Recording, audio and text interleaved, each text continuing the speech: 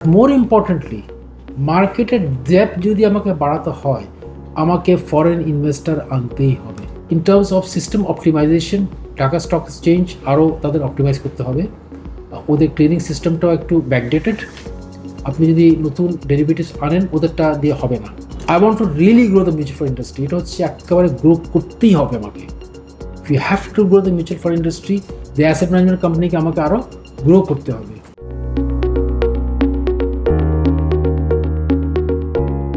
In the next 1 or 2 years or 3 years কয়েকটা এরিয়াতে আমি বড় বড় ইম্প্যাক্ট করতে চাই। দি ফার্স্ট ওয়ান ইজ আমাকে অনেক কোম্পানি আইপিওতে নিয়ে আসতে হবে, either through IPO or through direct listing. কারণটা হচ্ছে যে আজকে আমাদের সমস্যা যেটা হচ্ছে যে সাপ্লাই সাইড ভেরি উইক। বহু বছর যেগুলো কোম্পানি ছিল রয়ে গেছে, প্লাস অনেকগুলো কোম্পানি আগের তুলনায় অনেক উইক হয়ে গেছে। ইনভেস্টেবল কোম্পানি বলতে এখন অনেক শ্রিঙ্ক করে গেছে। এই জন্য আমার মেজর উদ্যোগ এখন হচ্ছে ডাইরেক্ট লিস্টিং নিয়ে, কারণ এখানে আইপিও প্রসেসটা আমি কাট শর্ট করতে পারি। আমি শুধু লিস্টিংয়ে চলে যাবো, কারণ ভালো ভালো কোম্পানিকে নিয়ে আসতে হবে। এটা ইনশাল্লাহ আমরা ডাইরেক্ট লিস্টিং রেগুলেশনটা চেঞ্জ করছি এখন। এটা অতি শীঘ্রই আপনারা এটার ফলটা দেখতে পাবেন। এছাড়া আইপিও প্রসেসটাকে আমরা ঢেলেভাবে সাজাবো, প্রসেসটাকে আমরা কাট শর্ট করবো। আইনে বিগত সময়তে যে ওনার আইনটা করেছে 50 দিনের মধ্যে আইপিও যেটা করাটা, আমি 50 দিনে করাতে পারবো। এটা করাতে পারবো। এটা প্রসেস চেঞ্জ করতে হবে শুধু আমার, এটা হবে। সো ফার্স্ট ফোকাস আমার হচ্ছে to get bigger and better scripts into the market. Supply সাইডটা বাড়াতে হবে, কারণ একটা হচ্ছে যে সাধারণ বিনিয়োগকারীর জন্য আরও চয়েস পায়, যে ভালো ভালো কোম্পানি হলে হয়তো আরও উদ্বোধনের হবে।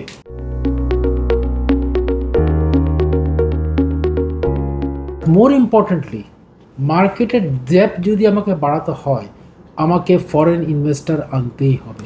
মার্কেটের ডেপথ যদি বাড়াতে হয়, কারণ ফরেন ইনভেস্টার্সরা আমাদের মতন না, তারা অ্যানালিসিস করেই মার্কেটে ঢোকে। ওনারা যেসব স্ক্রিপ্টসে ঢুকবে, লোকাল যারা আমরা ক্ষুদ্র বিনিয়োগকারী, ওনারা যদি একটু তাদের সেন্সটা ইউজ করে, তারা বলবে যে না এগুলো ফান্ডামেন্টাল শেয়ার, কারণ তারা তো অ্যানালিসিস করেই ঢুকেছে। এটা একটা পয়েন্ট, এটা আমার বড় ফোকাস থাকবে।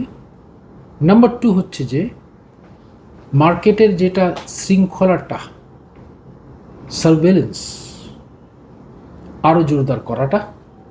আমি অলরেডি ডিএসির সাথে এটা নিয়ে আমার কথাবার্তা চলছে। ওনাদেরকে বলা হয়েছে আপনারা এআই বেসডে চলে যান। এআই বেসডে চলে গেলে যেটা হবে যে হিউম্যান ইন্টারভেনশনটা আরও কমে আসবে।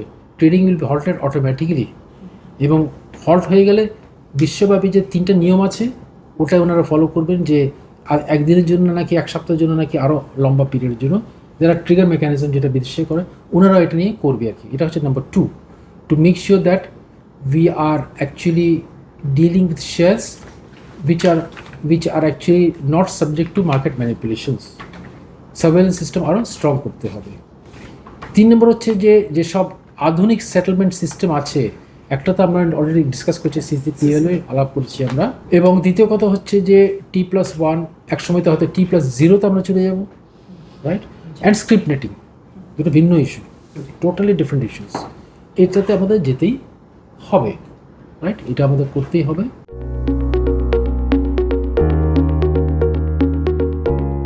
Frontier to emerging stock market, আমাকে ডেরিভেটিভ মার্কেট চালু করতেই হবে। আনফর্চুনেটলি এটা একটু বর্তমানে একটা জটিলতায় আটকে গেছে, যেটা আমরা এটাকে উদ্ঘাটন করার চেষ্টা করছি। এই জটিলতা আমি আশাবাদী যেটা কুইকলি একটা আমরা সমাধানটা পাবো। এটা একটা পয়েন্ট। সো ডেরিভেটিভ মার্কেট আমাকে চালু করতে হবে। আমাদের আরও কিছু নতুন ইনস্ট্রুমেন্ট নিয়ে আসতে হবে যেটা বহির্বিশ্বে খুবই popular, like ETF and REIT, exchange traded fund and real estate investment trust. বাংলাদেশে আমি মনে করি রিয়েল এস্টেট ইনভেস্টমেন্ট ট্রাস্টটা খুব ভালোই কাজ করবে। I want to really grow the mutual fund industry. এটা হচ্ছে একেবারে গ্রো করতেই হবে আমাকে। If you have to grow the mutual fund industry, the asset management কোম্পানিকে আমাকে আরও গ্রো করতে হবে। অল্টারনেটিভ ইনভেস্টমেন্ট যেটা বাংলাদেশে এখনও পর্যন্ত ভালো করে হচ্ছে না, ভেঞ্চার ক্যাপিটালটা যেটা আমরা বলে থাকি আমরা, ওটাকে আমাদের আরও বেগবান করতে হবে। কারণ ভেঞ্চার ক্যাপিটাল না থাকলে নিউ কোম্পানিজ আসলে মার্কেটে আসতে পারবে না, যারা প্রমিসিং কোম্পানিজ আসতে পারবে না। এখন সবাই নিজে উদ্যোগে করে, লাইক আইডিএলস একটা করে, বাট খুবই কম। একটা স্টার্ট আপ বাংলাদেশ আছে ইনভেস্টমেন্ট করে। তারপরে ব্যাংকরা এখন শুরু করেছে, একটা নিশ্চয়ই একটা জানেন আপনারা, যে 41টা ব্যাংক শুরু করে তারা স্টার্ট আপ কোম্পানি ফাইন্যান্সিং করছে। এইটাও আমরা দেখতে চাই আলটিমেটলি এই মার্কেটটা যেন গ্রো করে। এছাড়া যেটা বর্তমানে আমাদের যে ক্যাটেগরি অফ কোম্পানিজ আছে ঢাকা স্টক এক্সচেঞ্জে, ABGNZ, এইগুলোকে অলসো আমরা আরও ইন্টারন্যাশনাল ক্লাসিফিকেশন সিস্টেম নিয়ে আসবো। এটা ইউনিক ফর বাংলাদেশ, অন্য দেশে আপনি এই ক্যাটাগরি পাবেন না। এটাকে আমরা আরও করবো, will rationalise this bit more. Bond মার্কেটকে আমরা সজাগ করবোই, অলরেডি ফর দ্য সলিউশন কীভাবে করা যাবে এটা করতেই হবে আমাকে। কর্পোরেট বন্ড মার্কেট আমাকে আরও বাড়াতে হবে, কমার্শিয়াল পেপার আমাকে নিয়ে আসতে হবে, সিপি নিয়ে আসতে হবে, শর্ট টার্ম যেটা বলি আমরা। লং টার্ম বন্ড মার্কেট আমাকে বাড়াতেই হবে ব্যাংকের নির্ভরশীলতাটা কমানোর জন্য, ব্যাংক লোনের নির্ভরশীলতা কমানোর জন্য। এটা আমরা বাড়াতে পারবো, আমি খুবই আশাবাদী। That's the supply side issue also. আর এছাড়া যেটা হচ্ছে যে আমি বারবারই একটা কথা বলছি, দ্যাট আমরা যতটুকু পারি ডিরেগুলেশন করবো আমরা, but at the same time নজরদারিটাও রাখবো। ব্রোকারের ক্ষেত্রে অলসো আমরা একই কথা বলছি, আমরা নজরদারিতে বাড়াবো এদের ক্ষেত্রে।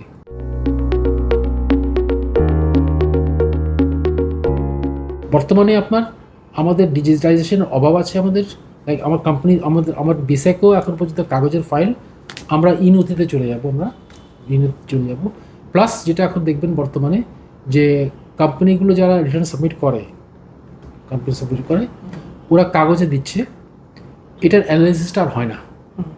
ডিজিটাল ফর্মে দিলে আমরা একটা সিস্টেম আছে XBRL বলে থাকে, এই XBRL দিয়ে আমি অ্যানালাইজ করতে পারবো, কারণ একই ফরম্যাটে আমি এটাকে ম্যাপিং করে অ্যানালাইসিস করতে পারবো।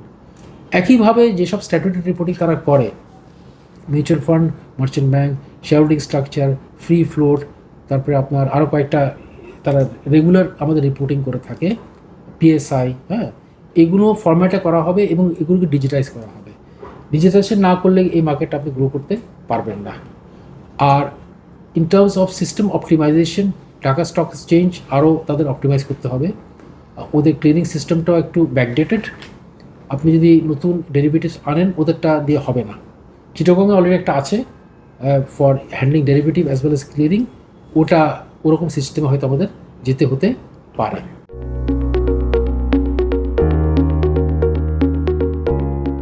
আমি একটা কথাই শুধু সবসময় বলে থাকি, দেখেন স্টক মার্কেটে দুটো পার্ট আছে, একটা হচ্ছে লং টার্ম ইনভেস্টিং, একটা হচ্ছে ট্রেডিং বলি আমরা। একটা long term investment. Long term ইনভেস্টমেন্টটা মানে হচ্ছে যে আমি ফান্ডামেন্টাল শেয়ারে গিয়ে ইনভেস্ট করলাম, যে আলটিমেটলি আমার টাকাটা গ্রো করবে।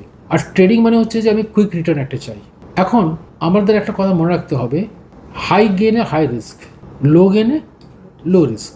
আমাদের যদি টেন্ডেন্সি থাকে যে কোনো একটা শেয়ার ইনভেস্ট করে এক সপ্তাহের মধ্যে আমি এই প্রাইসটাকে ডাবল দেখতে চাই, আমি don't care about dividend, I don't care about capital gain, I just want that শেয়ারটা কিনে এক সপ্তাহের মধ্যে ডাবল হয়ে যাবে।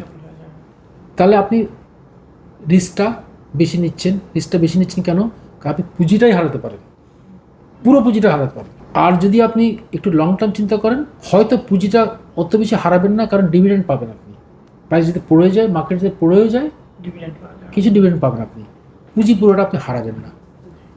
এখন at the end of the day, আর তৃতীয় কথা হচ্ছে যে আমি তো একটা শেয়ার কিনছি, এই শেয়ারের কি মূল্য হওয়া উচিত ওটা না জেনে আমি যদি কিনি, যে আরেকজন বললো শেয়ারটা কেনো, দাম বাড়ো, এখানে তো ঝুঁকিতে আপনি অনেক বেশি নিচ্ছেন।